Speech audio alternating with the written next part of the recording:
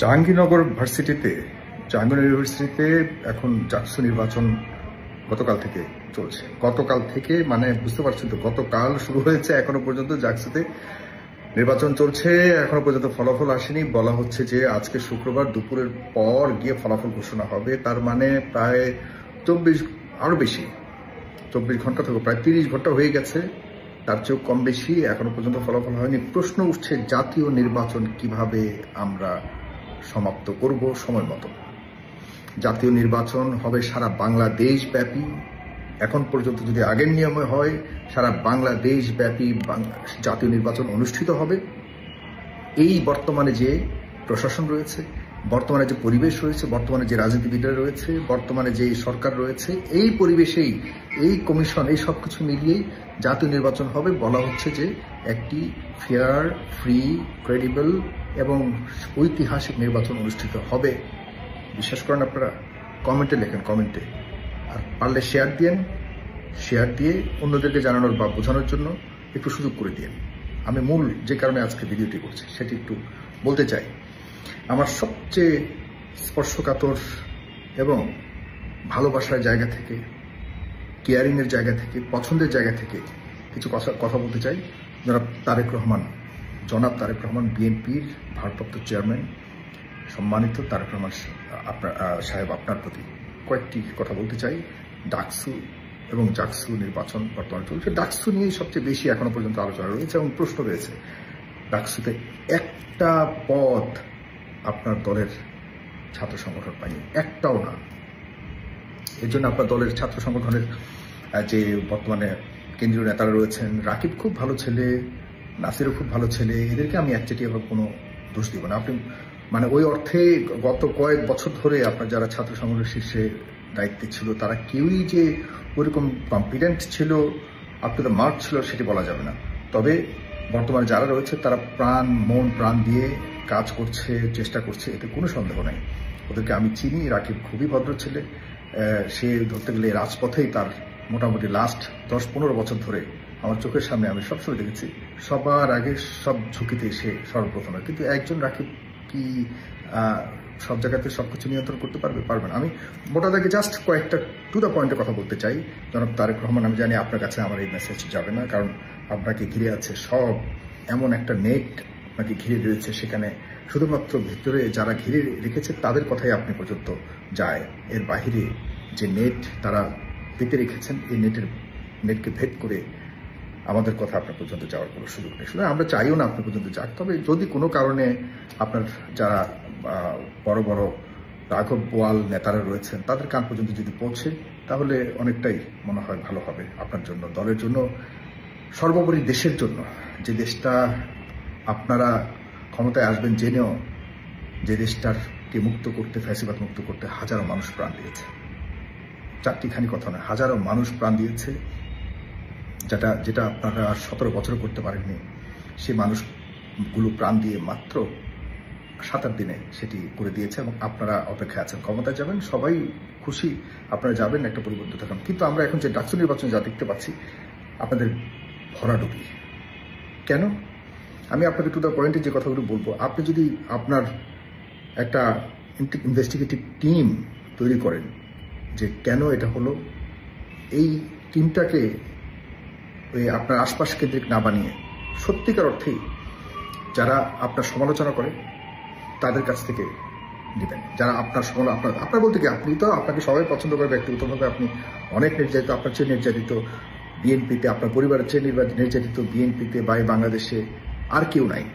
সুতরাং আপনার প্রতি যখন কেউ কোনো কিছু বলবে, এটা মনে রাখবেন যে আপনার দলের কারণে, আপনার দলের নেতাদের কারণে এমন একটা পর্যায়ে মানুষ আসে যখন আপনাকে ঘিরে প্রশ্নগুলি করে বা আপনার উপরে দায় দিয়ে কথাগুলি বলে, কারণ আপনি শীর্ষে রয়েছেন। তো সে জায়গা থেকে আমিও বলতে চাই, ভরাডুবির কারণ গ্রুপিং, এটি ইতিমধ্যে আমরা জেনে গেছি। আপনি যখন যাকে যেখানে বসান, ওই কেন্দ্রকে বা ওই ব্যক্তিকে, ওই দায়িত্বের ব্যক্তিকে নিয়ে 3-4টা আলাদা আলাদা গ্রুপিং তৈরি হয়ে যায়। কিভাবে তাকে ডুবানো যায়, এই ধরনের একটা টেন্ডেন্সি কাজ করে, যেটি এখানেও ঘটেছে।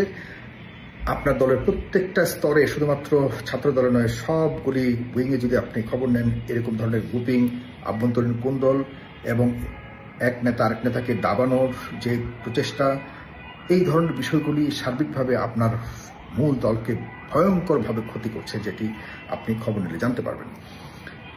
আমি সবকিছুকে বলছি আপনাকে মাথায় রাখতে হবে, সামনে জাতীয় নির্বাচন। আমি আপনাকে আপনার দলকে সমর্থন করি বা আপনাকে সমর্থন করি এই ধরনের কোনো কারণে নয়। আমরা চাই একটা ব্যালেন্সড সরকার আসুক, জবাবদিহিতামূলক একটা সরকার আসুক, যেখানে সকল দলের কোনো না কোনোভাবে একটা কন্ট্রিবিউশন থাকবে, যেন একে অপরের প্রতি প্রশ্ন করতে পারে এবং আমাদের দেশ দশের জন্য, জনগণের জন্য কথা বলতে পারে। এরকম একটা পার্লামেন্ট চাচ্ছি। যদি একচেটিয়া কোনো একটা দল ক্ষমতায় থাকে শেখ হাসিনার মতো, তাহলে পরিবর্তন মানে কি? আমরা সেরকম কোনোভাবে চাচ্ছি না। আমরা এমন যদি হতো যে আওয়ামী লীগের একটি ভালো অংশ যুক্ত হবার কোনো সুযোগ থাকতো, সেটির জন্য আমি সমর্থন দিতাম। আমি জানি না সেই পসিবিলিটি আছে কিনা।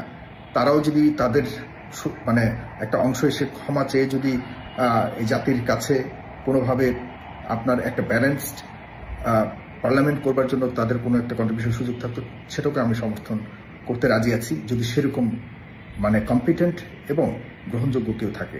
আমি এরকমভাবেও চাই, কারণ সবাই তো আর শেখ হাসিনা ছিল না, সবাই অপরাধ করেনি, তাদের মধ্যে ভালো মানুষ আছে নিশ্চয়ই। আমরা এখনো পর্যন্ত তাদেরকে আশপাশে দেখি, তারা ঘোরাফেরা করছে।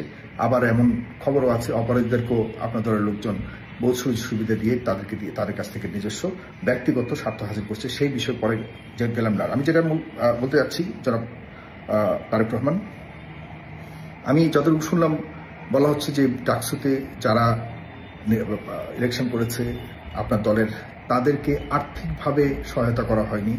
তারা আর্থিকভাবে এই প্রার্থীরা তাদের ফলোয়ার্স, তাদের যে ভোটার, সেই ভোটারদেরকেও ঠিকমতো আতিথেয়তা করতে পারেনি, তাদেরকে দেখা যাচ্ছে সমাদর করতে পারেনি, তাদেরকে চা নাস্তা করাতে পারেনি যেভাবে পেরেছে ছাত্র শিবির।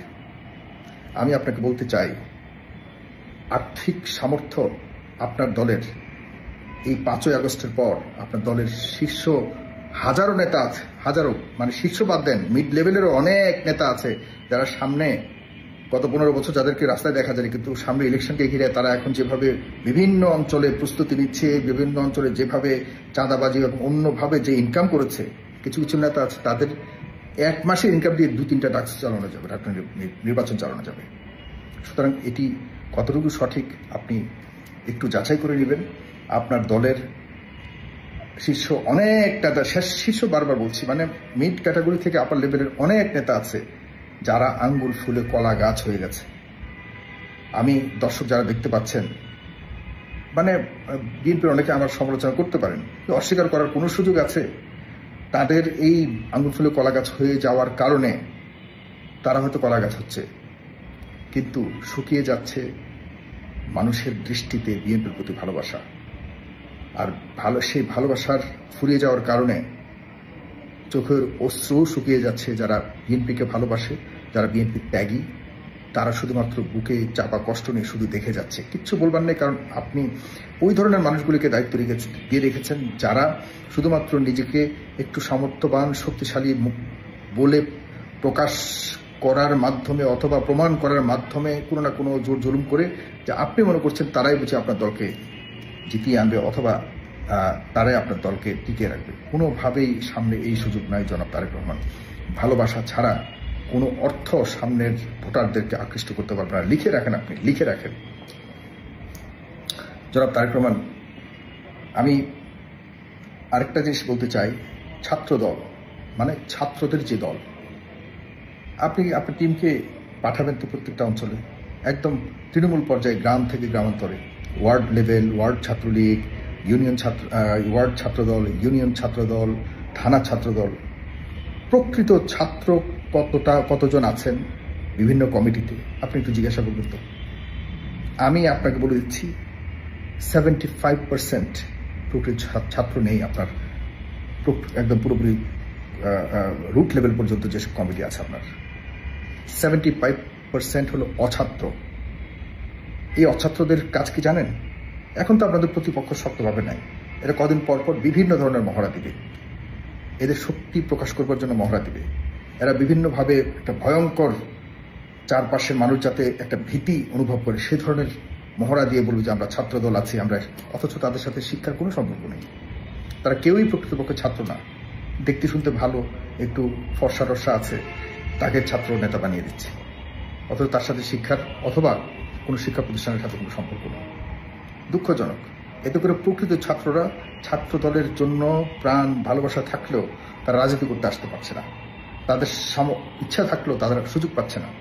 কারণ আপনি যাদেরকে দায়িত্ব, আপনার এই লোকাল লেভেলে যেসব নেতারা যাদেরকে ছাত্র দলের দায়িত্ব দিয়ে রেখেছে, তারা বস্তুত ছাত্র তো নাই, তারা একটা ভীতিকর পরিবেশ তৈরি করে নিজেদের একটা প্রভাব প্রতিপত্তি ধরে রাখবার জন্য তারা চেষ্টা করে যাচ্ছে, নাম দিয়েছে ছাত্রদল। আপনি বলুন, ডাকসুতে একটা নীরব, বিশাল একটা নীরব বিপ্লব হয়ে গেল না? অথচ আমরা জানি ডাকসুতে সবচেয়ে শক্তিশালী ছাত্রদল। এখন তো ছাত্রলীগ নাই, ছাত্রলীগ তো মহাশক্তিশালী, কোনো সন্দেহ নাই, ছিল একটা সময়, তাদের তো কোনো অস্তিত্ব নাই। এখন আছেন আপনারা, আপনাদের অস্তিত্ব এখন দেখা যাচ্ছে যেটা ভাবনা আর যা ঘটলো এর মধ্যে আমরা আকাশ আর পাতাল ব্যবধান দেখতে পাচ্ছি। আপনি কখনো কি যাচাই করেছেন যে মানুষের মন থেকেই তো ভোটটা দিবে, এই মনে কি আছে একটাবার বোঝার চেষ্টা করেছেন?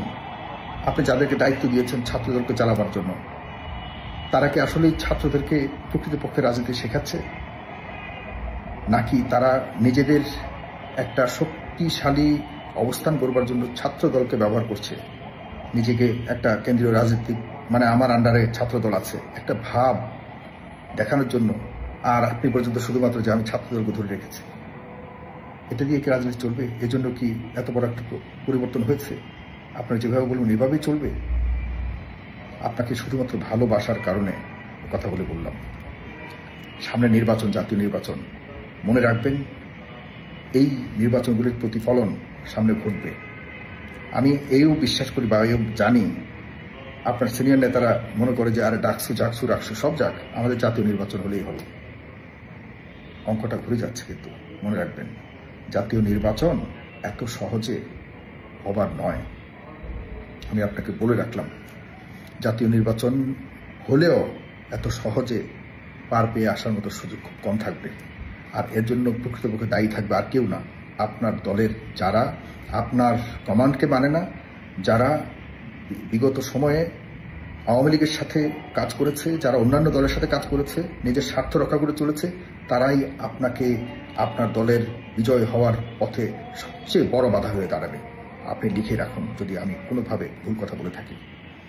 তাদেরকে আপনি এখনো পর্যন্ত সুযোগ দিয়ে রেখেছেন, অযোগ্যদেরকে, যারা কোনোভাবেই আপনার দলের জন্য গত এই 17 বছর মন প্রাণ দিয়ে চ্যালেঞ্জ নিয়ে আপনার দলকে মুক্ত করবার জন্য, আপনার মাকে মুক্ত করবার জন্য, আপনাকে দেশে আনবার জন্য, আপনার দলকে সুসংগঠিত রাখবার জন্য কোনো ভূমিকা রাখেনি। আপনার দলকে সুসংগঠিত রেখেছে সাধারণ মানুষ, যারা অন্তত পক্ষে স্বার্থের জন্য রাজনীতি, কোনো ধরনের রাজনৈতিক তাদের কোনো ইন্টারেস্ট ছিল না। তারা আওয়ামী লীগের অত্যাচারে আপনার পাশে, এবং তারা মনে করেছে যে একমাত্র বিএনপি আওয়ামী লীগের এই অত্যাচার থেকে মুক্ত করতে পারবে। আপনার দলের শীর্ষ নেতারা সেরকম কোনো অনেকেই তো বসেই ছিল যে শেখ হাসিনা কখন মৃত্যু হবে তখন তারা হয়তো আসবে ক্ষমতায়। আমি আরো অনেক কথা, সেই দিকে আরেকটা আলোচনা, আমি ওদিকে যাব। আমি এই দ্বিতীয় একটা ভিডিও করলাম আপনাদেরকে শুধুমাত্র আগামী নির্বাচনে যেন আপনাদেরকে মানুষ ভালোবেসে আপনাদেরকে কাছে নিতে পারে। ছাত্র শিবিরের দোষ দিয়ে লাভ নেই। ছাত্র শিবির অনেক ভোটে তারা বিজয় লাভ করেছে, তাদের সমালোচনা না করে আপনার দলের ছাত্ররা কেন অনেক কম ভোটে পরাজয় বরণ করলো, এই কারণটা খুঁজুন। এটা খুঁজলেই আপনি সবকিছু পেয়ে যাবেন। আমরা তো আর আপনার রাজনীতি করি না বা কারো রাজনীতি করি না। কথাগুলো একটু মাথায় নিয়েন দয়া করে আপনার সিনিয়র নেতাদেরকে ভাব বাদ দিয়ে জনগণের কাতারে আসতে বলেন। মানুষ মনে করে এখনই এই অবস্থা, ক্ষমতায় গেলে এনাতে কি অবস্থা হবে। মানুষের এই ভাবনাকে দূর করুন, এটা আপনার দায়িত্ব। আপনার দল, সাধারণ মানুষ আপনাকে ভালোবাসে, আপনার মাকে ভালোবাসে। আপনার মায়ের কথা মনে পড়লে মানুষের চোখে এখনো পানি পড়ে। মানুষ ভালোবাসে, মানুষের ভালোবাসাকে নষ্ট করে দিচ্ছে আপনার দলের কিছু মানুষ। এদেরকে করুন।